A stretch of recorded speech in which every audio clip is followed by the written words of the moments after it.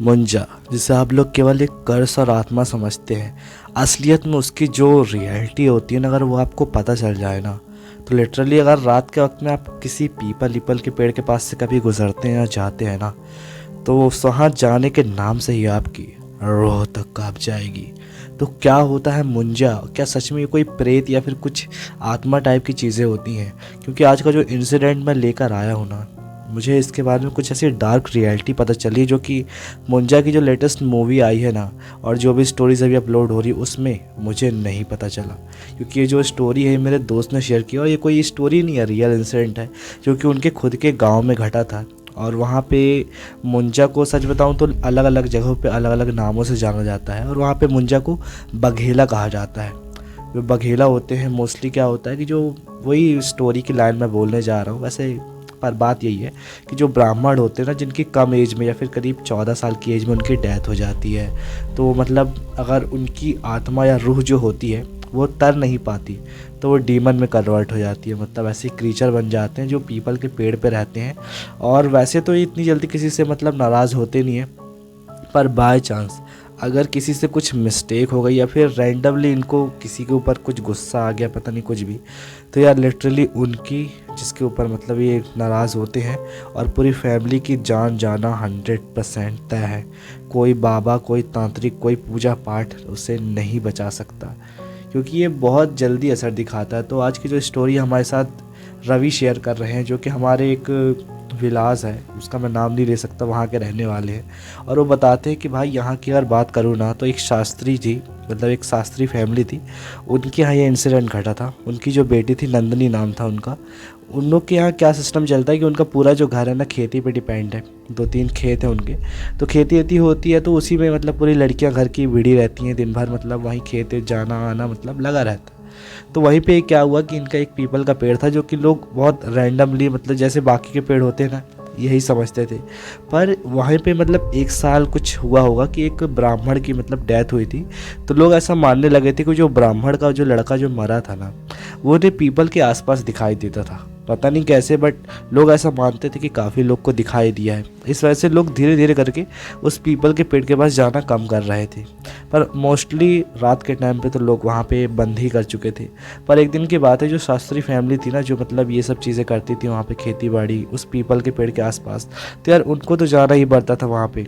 तो एक रात जो उनकी लड़की थी ना, नंदनी, नंदनी वहाँ से लौट रही थी, तब रात में उसके साथ कुछ अजीब सा इंसिडेंट हुआ, जो कि उसको भी समझ में नहीं आया कि क्या था। नंदनी रात को लौट रही थी, तो उसको मतलब अपने पीछे से किसी के अजीब से सिसकने की आवाज़ आती, जैसे कोई सिसक रहा हो।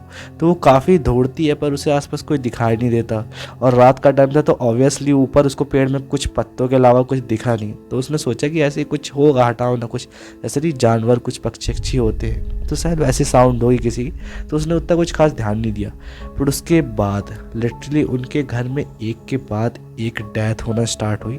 और मतलब वहाँ पे डेथ उनकी कैसे हो रही थी कि रैंडमली, मतलब कुछ सोते हुए अचानक से किसी को हार्ट अटैक आ जाता, ठीक है, कहीं किसी की तबीयत एकदम से बिगड़ जाती, मतलब किसी की भी मौत ना, मतलब किसी को भी कुछ इलाज करवाने का, किसी कुछ करने का मौका नहीं मिल रहा था।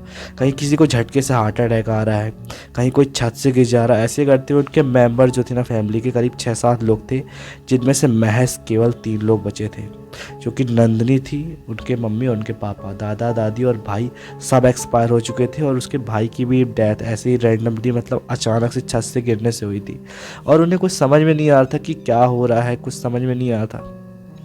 तो आखिरकार उन्होंने तांत्रिक को दिखाना स्टार्ट किया। 1-2 तांत्रिक तो ऐसे ही थे, आए, झाड़ फूँक किए, बोले कि हाँ सब ठीक हो जाएगा, ऐसा कुछ नहीं है, नज़र लग गई है ये वो। उसके बाद चले गए। उसके बाद फिर वही तबीयत ख़राब होना सबकी स्टार्ट हो रही है। कहीं नंदनी की तबीयत बिगड़ना स्टार्ट हुई। फिर उसके बाद जब नंदनी की तबीयत बिगड़ी है, तब उन्होंने फिर आखिरकार उन्होंने अपने जो एक पुरोहित जी थे, जो कि उनके फैमिली के मेन थे, पर वो झाड़ फूँक ये सब चीज़ें नहीं किया करते थे, वो बस मतलब ये सब चीज़ें देखना, कुंडली उंडली बनाना और ये सब चीज़ें करते थे। तो उन्होंने उन्हें बुलाया और दिखाया घर, बोला कि कुछ समझ में नहीं आ रहा, पंडित जी बताइए क्या हो रहा है घर में। तो वो बताते कि तुम्हारे यहाँ बघेला पीछे पड़ गया, तुम्हारे वो जो तुम्हारा खेत पास का जो पेड़ है ना, पीपल का, वही पीपल के पेड़ से वो बघेला चला आया और तुम्हारी बेटी के पीछे पीछे आया है, और धीरे धीरे करके तुम सब भी मारे जाओगे और तुम्हारी बेटी भी मारी जाएगी, तुम्हारे परिवार में कोई नहीं बचेगा। और जैसे कि उन्होंने पंडित जी ने समझाया, जिसके बाद उनके लिटरली पैर कांप गए, क्योंकि उनके घर में ऑलरेडी 3 से 4 लोगों की मौत हो गई थी और कुछ समझ में नहीं आ रहा था कि अब क्या करें। तो आखिरकार उन्होंने फिर बोला कि कुछ नहीं, तुम परेशान मत हो, उस पीपल के पेड़ के पास हम चलते हैं, पूजा पाठ करते हैं और जितना हो सकता है उसे मनाने की कोशिश करते हैं उस बघेला को। शायद तक अगर वो मान गया तो तुम लोगों की जान बच जाएगी, फिर उसके बाद पता नहीं क्या होगा, हमें नहीं पता। तो उसके बाद उन्होंने काफ़ी पूजा पाठ ट्राई की, पीपल के पेड़ के पास रात भर वहाँ पे पूजा चली, उसे मनाने की कोशिश की बघेला को। और उसके बाद जो नंदिनी थी ना, जिनकी तबीयत बिगड़ रही थी, एक दिन हुआ था तबीयत बिगड़े, उसके बाद धीरे धीरे करके उनकी तबीयत सही हो गई। तो आखिरकार उन्होंने राहत की सांस ली कि चलो सब कुछ ठीक हो गया, कोई दिक्कत नहीं हो पाई। पर आखिरकार 3 से 4 दिन ही हुए थे और अचानक से नंदिनी की भी डेथ हो गई। इसके बाद उनके जो मम्मी पापा थे उन्होंने उस घर को खाली कर दिया और कहीं और शिफ्ट हो गए। पर उस घर को खाली करने के बाद भी ना, आखिरकार उनके मम्मी पापा की भी कहीं और जहाँ पे वो लोग शिफ्ट हुए थे वहाँ जाके डेथ हो गई।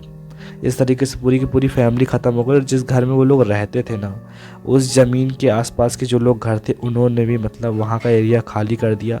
और वो जो गांव का वो मोहल्ला है ना पूरा, वो एक तरीके से पूरा वीरान पड़ा हुआ है और वहाँ पे लोगों की हिम्मत नहीं होती आज भी रहने की। तो उस पेड़ और उस पूरे मोहल्ले को लोग हॉन्टेड मानते हैं। और उसी से 1-2 मोहल्ले दूर हमारा दोस्त रवि रहता है, जिन्होंने ये स्टोरी हमसे शेयर की है। तो अगर आपके आसपास भी कोई ऐसी स्टोरी या फिर कुछ ऐसा हुआ हो तो नीचे दी गई इंस्टा आईडी पे शेयर करना। और मिलते हैं नेक्स्ट स्टोरी में, तब तक के लिए टाटा बाय बाय, जय श्री राम।